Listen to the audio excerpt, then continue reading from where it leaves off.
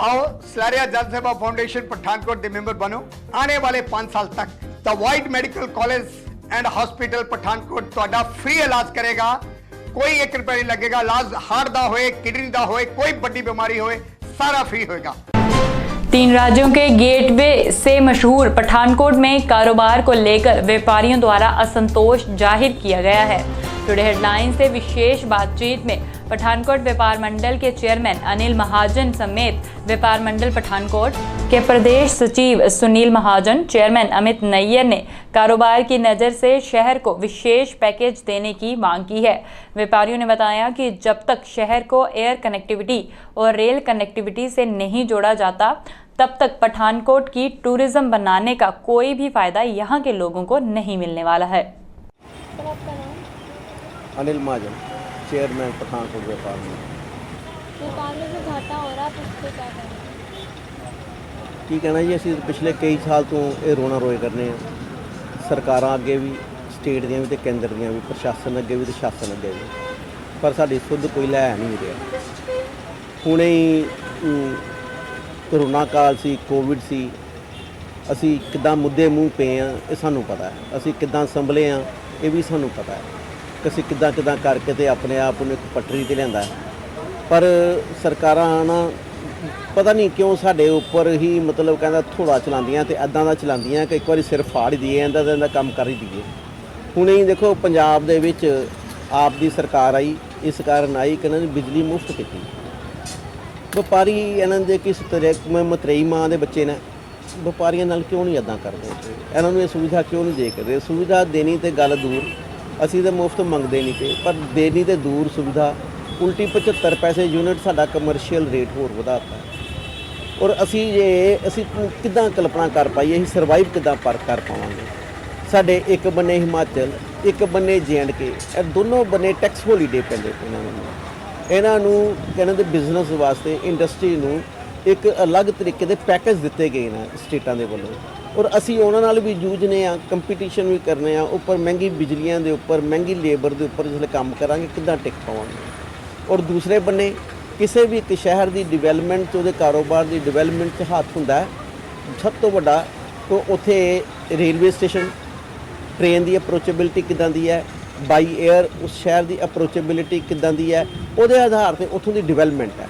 ਹੁਣ ਇਹ ਪਿੱਛੇ ਮੇਰਾ ਖਿਆਲ ਹੈ 4-5-6 ਦਿਨ ਪਹਿਲਾਂ ਦੀ ਗੱਲ ਹੈ, ਸਨਮਾਨਯੋਗ ਸਾਡੇ ਮੁੱਖ ਮੰਤਰੀ ਭਗਵੰਤ ਮਾਨ ਜੀ ਆਏ ਸੀ ਪਠਾਨਕੋਟ 'ਚ ਇੱਥੋਂ ਦੇ ਟੂਰਿਜ਼ਮ ਨੂੰ ਡਿਵੈਲਪ ਕਰਨ ਵਾਸਤੇ, ਟੂਰਿਜ਼ਮ ਇੰਡਸਟਰੀ ਨੂੰ ਡਿਵੈਲਪ ਕਰਨ ਵਾਸਤੇ ਉਹਨਾਂ ਨੇ ਪ੍ਰਯਾਸ ਵੀ ਕੀਤਾ। ਪਰ ਉਨੀ ਦੇਰ ਤੱਕ ਟੂਰਿਜ਼ਮ ਇੰਡਸਟਰੀ ਕਿਤੇ ਵੀ ਡਿਵੈਲਪ नहीं हो पाएगी जितनी देर तक उसकी एयर कनेक्टिविटी नहीं बनेगी।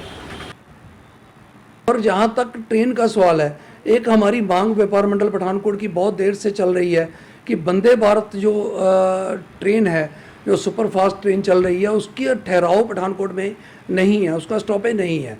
और हमारी व्यापारियों की मांग है कि उसका स्टॉपेज अगर पठानकोट में मिले हमें, तो उससे व्यापार के अंदर बहुत फ़ायदा होगा। ये मांग हमने पिछले दिनों हमारे केंद्रीय मंत्री अर्जुन मेघवाल जी के आगे भी रखी थी, और हमें बहुत खुशी है कि उन्होंने डिफेंस मंत्री श्री राजनाथ सिंह को जो लेटर फॉरवर्ड करके और वो मांग के ऊपर गौर किया है। हमारी के ऊपर लेटर हमारे पास भी पहुंच गया है। बहुत जल्दी हमें उम्मीद है कि केंद्र सरकार हमारी ये दोनों मांगों को पूरा करेगी, जिससे कि इस एरिया का व्यापार बढ़ सके और इस एरिया के अंदर टूरिज़्म बढ़ सके और लोगों को बहुत सा फ़ायदा हो सके। का सवाल है, व्यापार का मंदी, जो आपका सवाल है कि व्यापार के अंदर मंदी क्यों है, जे व्यापार के अंदर मंदी तो हर व्यापारी को जानता है। कोरोना जब से आया है, इस कोरोना ने पूरे वर्ल्ड को अपनी चपेट में लिया, पूरे वर्ल्ड की अर्थव्यवस्था को छेड़छाड़ करी। उसी के बीच में हमारा हिंदुस्तान भी आता है, पंजाब भी आता है और पठानकोट भी आता है। अभी तक कोरोना को गुजरे हुए 4 साल हो चुके हैं, लेकिन उसके बावजूद भी व्यापार अभी अपनी पटरी पे नहीं लौटा। और आहिस्ता आहिस्ता हमें उम्मीद है कि ये जो है हम इस मुश्किल से भी बाहर आके और व्यापार को आगे ले जाएंगे। जहाँ तक एक और सवाल है GST का, मैं ये कहना चाहता हूँ कि जब से GST लगा है, हमारी सरकार के अंदर ये मांग रहती है कि GST को और टैक्स प्रणाली को इतना सरलीकरण उसका होना चाहिए, आसान वे उसका कलेक्शन का चाहिए, जिससे कि व्यापारी को ज़्यादा से ज़्यादा समय अपने व्यापार को चलाने में मिले और टैक्स को जो है वो कानून की जितनी पेचीदगियाँ हैं उन पेचीदगियों में अंदर वो अपना समय ज़्यादा ना बर्बाद करे।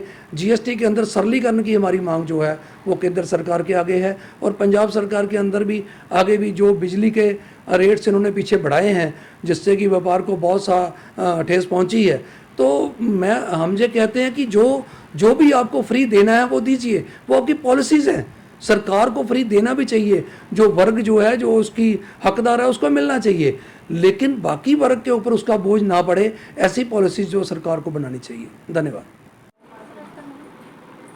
आपका नाम सर? अमित नैयर। व्यापार मंडल को लेकर आप क्या कहेंगे, जैसे व्यापार में घाटा हो रहा है पूरी इंडिया के अंदर या पंजाब में? देखिए, जो व्यापार जगत को लेके जो समस्याएं या प्रॉब्लम्स हैं वो कोरोना काल से पहले भी थी और जब कोरोना काल के बाद हम देखें पूरे विश्व भर में जो व्यापार है वो मुंह गिरा है और बहुत सा नुकसान जो व्यापारियों को, इंडस्ट्रीज को देखना पड़ा है। इसके विपरीत हम बात करें अपने देश की, देश में जैसे कि कोरोना के वजह से बहुत सा नुकसान भी हुआ है, उसके साथ साथ हम देखें कि जो हमारी सूबे की सरकारें हैं या देश की केंद्रीय सरकारें हैं उन्होंने भी कोई ठोस नीति या जो वो नहीं लाई है कोरोना के दौरान या उसके बाद व्यापारियों के लिए या व्यापार जगत के लिए। जैसे बोला गया था कि उनका जो ब्याज दर है उसमें कम किया जाएगा, लोन जो उनके माफ़ किए जाएंगे।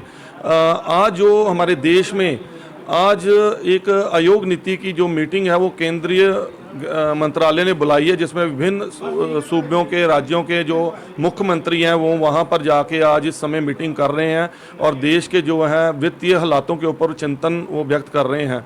2015 को ये वित्तीय जो समिति बनाई गई थी, इससे पहले देश में जो है 5 साल प्लानिंग कमीशन जो है वो गठित किया जाता था और हर 5 साल के बाद जो है देश के आर्थिक स्थिति के ऊपर प्लानिंग कमीशन बना के उसके लिए जो है नई नीतियाँ देश में लाई जाती थी। पर जब ये सरकार 2014 में बनी है भारतीय जनता पार्टी की और उसके बाद इन्होंने एक नया कमीशन बनाया 2015 से ये पॉलिसीज़ ला रहे हैं और इसी की वजह से थोड़ा मतलब कि कुछ पॉलिसीज़ ऐसी नहीं लाई गई जो ख़ास तौर के ऊपर व्यापारी, छोटे खुदरा व्यापारी हैं, जो छोटे इंडस्ट्रीज हैं, उनके लिए कुछ ठोस नीति नहीं लाई गई, जिसकी वजह से आज रिसेशन देखी जाती है। रीज़न ये है कि सरकार नीतियां बनाती है, पॉलिसीज़ लाती है, पर उसको जो है ग्राउंड लेवल के ऊपर जो है वो नहीं उतार पाती हैं। शायद इनका कुछ ना कुछ फेलियर रहता है। जैसे हमारी सूबा सरकार ने भी जब ये बनी थी सरदार भगवंत सिंह जी की सरकार, तो उन्होंने बोला था कि इंडस्ट्रियल हब जो है और जो हमारा ये पठानकोट का क्षेत्र है, धार इलाका है, इसको जो है बहुत जल्द हम टूरिस्ट हब के तौर के ऊपर प्रेजेंट करेंगे पूरे देश में। मतलब यहाँ पर टूरिस्ट को आकर्षित किया जाएगा, पर ऐसा ना तो कोई ट्रेन का प्रबंध किया गया, ना ऐसा कोई रूट मैप तैयार किया गया, ना ऐसा कोई विजिबिलिटी दिख रही है कि आने वाले समय में जो है सरकारें इसको लेकर गंभीर हैं। सो मेरी यही मशवरा है सरकारों को और जो प्रशासन की तरफ की, अगर कोई भी चीज़ को पॉलिसी तैयार करते हैं तो उसको बहुत गंभीरता से, बहुत प्रैक्टिकली रूप से देखा जाए, बनाया जाए, ताकि जो लोग हैं उनको भी एक आस बनती है और जो रोज़गार है, जो हम नई युवा पीढ़ी है जो पढ़ लिख के रोज़गार की तलाश में विदेशों का रुख कर रही है, उसे अपने देश में ही, अपने सूबे में ही, अपने शहर में ही रह के जो है काम मिल सके, रोज़गार कर सके। तो इसके लिए ज़रूर सरकारों को ठोस नीति, ठोस कदम और रूट लेवल के ऊपर प्रैक्टिकली जो है वो पॉलिसीज़ लेके आना चाहिए, ताकि लोग जो हैं उस चीज़ का फ़ायदा ले सकें।